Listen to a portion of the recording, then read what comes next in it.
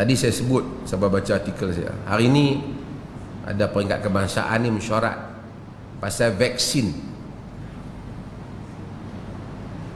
Semua orang bagi pendapat vaksin ni haram, halal, macam mana kan?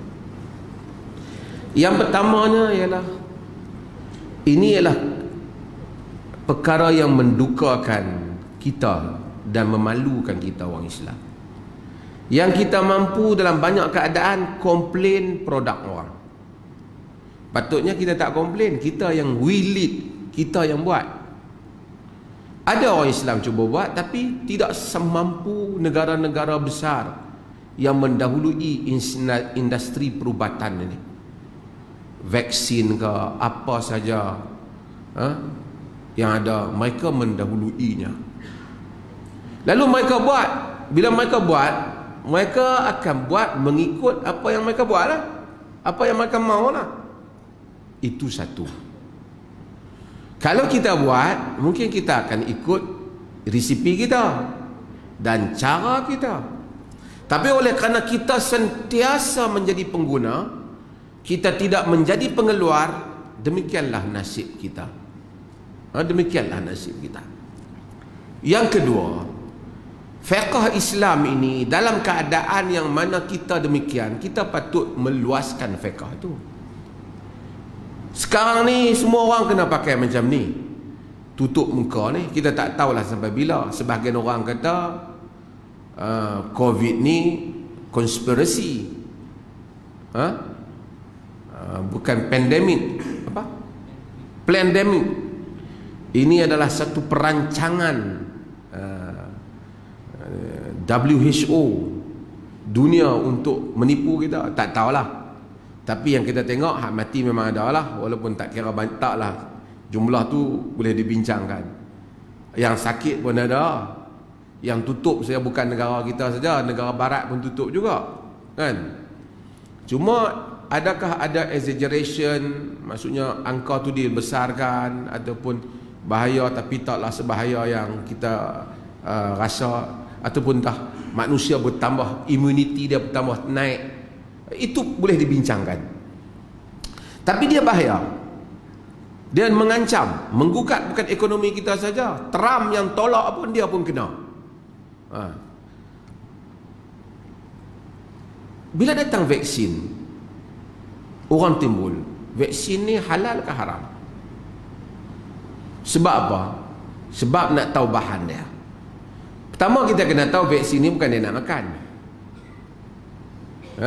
Dia adalah bahan yang nak guna, ialah nak diguna di tubuh kita. Dan untuk buat vaksin ni, apa-apa saja vaksin, dia memerlukan satu proses yang mengubah satu bahan ke tahap demi tahap, tahap demi tahap, yang dia namakan dengan, dalam biasa kita sebut sebagai pengubahan kimia ataupun chemical transformation. Dia berubah daripada satu peringkat ke satu peringkat. Di dalam agama kita ada bab berhubung dengan bahan-bahan yang berubah daripada satu peringkat ke satu peringkat. Pada satu peringkat dia hukum lain, di peringkat lain dia hukum lain. Paling mudah saya nak buat contoh kat tuan-tuan dulu pada arak dan cuka. Arak hukum dia apa? Haram. Tapi bila arak tu dah lama, kemudian dia bertukar menjadi cuka, cuka hukum apa? Halal. Nabi kata, ni'mal idamul khal. Nabi tanya ada makan apa? Tak ada apa. Dia kata khal ada, cuka ada. Nabi makan. Nabi kata, sebaik-baik hidangan cuka. Bukanlah maksudnya Nabi kata yang ni ada, yang ni lah. Maksudnya Nabi makan cuka. Tak ada lah kata oleh kerana cuka ni hari tu dia jadi arak, sekarang dia cuka, aku tak mau kerana asal dia hari tu arak. Tak, dia sudah berubah sifatnya. Antara benda yang berubah sifat yang ada dalam hadis lagi apa dia? Misk. Apa dia? Kasturi. Kasturi itu daripada apa? Ambil daripada mana? Kijang.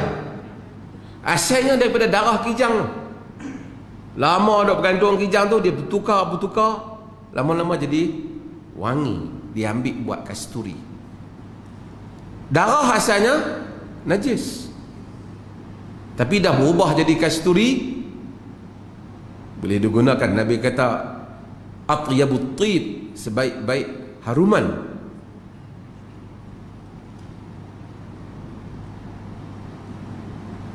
Baja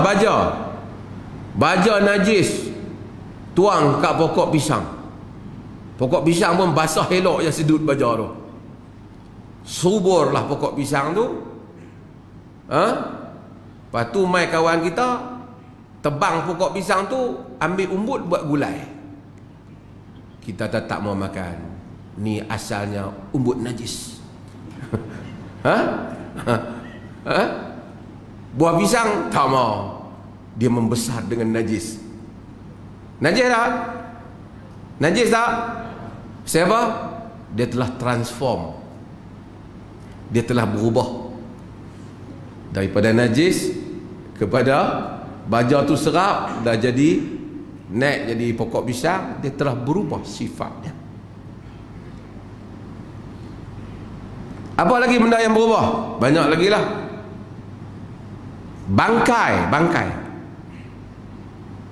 Bangkai binatang tu lama dah hancur, lebur, jadi tanah kembali. Tak ada dah bau bangkai apa, campur dengan tanah, debu.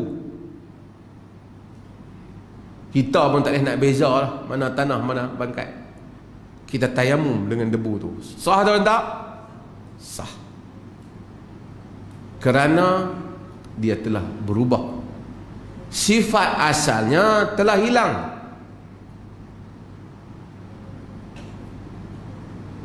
Sama lah kalau nak kira. Ni air najis ni banyak ni, dia naik wak ke atas, jadi apa? Jadi awan, jadi hujan. Lepas tu timpa kita kata habislah baju ku kena najis. Sebab aku pergi kawasan tu banyak loji najis. Najis tak? Dah. Dia dah berubah. Bahan yang telah berubah dari sifat asalnya tidak dikira dengan hukum yang asal, dikira dengan hukum yang baru. Hukum yang baru.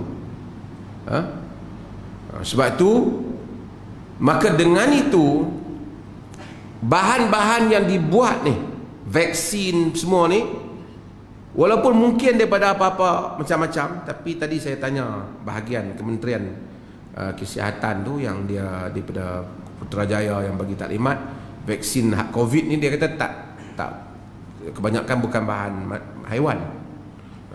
Tapi tak apalah. Kalaupun andainya ada bahan yang najis, dia telah berubah, dah jadi yang last tu bukan dah. Tak ada lagi sifat yang sebelum. Dikira bahan yang akhir. Dia panggil produk akhir dia apa? Pendapat ini ialah pendapat dalam mazhab Hanafi, disokong oleh Ibn Taymiyah, Ibn Qayyim, Abu Bakar, Ibn Al-Arabi, disokong oleh pada Sadiq Hasan Khan, disokong oleh ramai tokoh-tokoh ilmuwan. Apa-apa bahan yang berubah, ubah. Sebab itu di fatwa Eropah dia beza sikit dengan kita lah. Bab ni dia panggil apa? Bab berubah ni saya sebut panggil apa? Istihalah. Berubah. Dia bertukar. Dia ada satu panggil istihlak, satu istihalah. Istihlak ni benda, kata air kolah banyak, jatuh 3-4 titik arak. Arak tu tak beri kesan tu pada kolah tu, tak menjadi masalah. Macam najis yang masuk dalam air yang banyak, yang tidak mengubah sifat yang banyak itu, tak menjadi masalah. Bahan-bahan yang dimasukkan yang haram, yang masuk dalam satu produk yang besar, yang tak mengubah produk itu, dia sama dengan hukum ni. Bahan-bahan yang dahulunya lain, kemudian berubah jadi benda lain, bahan aditif macam kita tengok yang EE tu, ini dibincangkan dalam fatwa Eropah. Para ulama di dalam Majlis Fatwa Eropah, Dr. Qaradawi ada situ, Dr. Syekh bin Bayyah ada situ, Al-Qaradaghi ada situ, ramai ada situlah, kemudian Abdul Sattar Abdul Ghudah. Mereka memutuskan semua bahan-bahan tambahan ni yang walaupun berasal daripada unsur yang haram, tapi kalau telah mengalami satu proses perubahan sehingga berbeza dah dengan tabiat, dengan sifatnya yang asal, dihukum boleh. Satu. So itulah pendapat saya bagi tadi pun, saya rasa ramai pun setuju pendapat tu. Asalnya benda ni kalau dah berubah boleh. Cumanya kalau ada hak satu ni memang daripada bahan asal lagi halal, yang ni yang ada daripada bahan asal ni haram tapi dah berubah dah sifat dia, dah jadi bahan lain dah, kita utamakanlah yang halal daripada awal ni. Tapi dalam keadaan dunia sekarang dan keadaan kita pun tak buat, duk tunggu dia ni memerlukan, kita gunakanlah keluasan fiqh ini untuk membolehkan orang dapat perawatan. Tak payahlah duk bawa fiqh yang ini berhati-hati. Nak berhati-hati, awak berhati-hati sendiri, tak payah ambil. Tapi negara yang menguruskan rakyat yang berjuta-juta, yang membabitkan dana yang banyak, mesti mengambil taisir fiqh yang lebih mudah. Lepas tu kalau mai satu orang tu, orang nak cucuk dia vaksin, dia seorang tak mau, tak apa saya, dia tak mau, dia punya hal, tapi dengan syarat dia jangan bagi berjangkit dengan orang lain pula.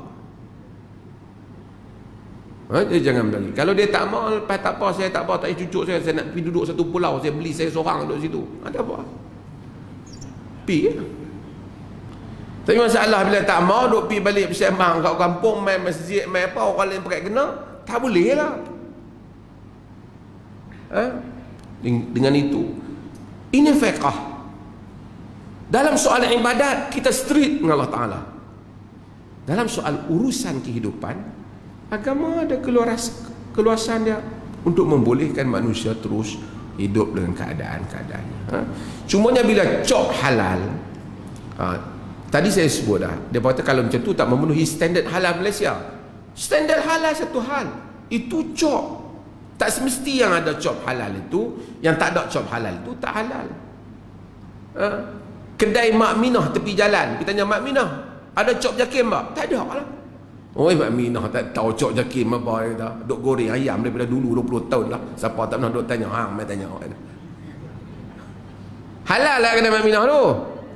Halal, cop jakim tak ada. Cop jakim ni untuk urusan standard. Dia nak pergi bubuh, nak pasti kalau hotel tu dia syaratkan syarat. Hak mana sebab tu saya kata cop yang mereka bagi halal tu kita yakin halal lah. Tapi yang mereka tak bagi halal tu belum tentu haram. Tapi bila you nak pohon cop, syarikat, pihak yang nak menguruskan, termasuk Ustaz Afiq kita ni semua ni, dia nak kena tengok benda tu bagi elok atau tidak, orang boleh tipu dekat tengah jalan. Jadi dia nak kena ada satu kaedah. Itu soal pengurusan, bukan soal halal haram, soal memperolehi cop yang boleh digunakan oleh perdagangan, perniagaan dan sebagainya.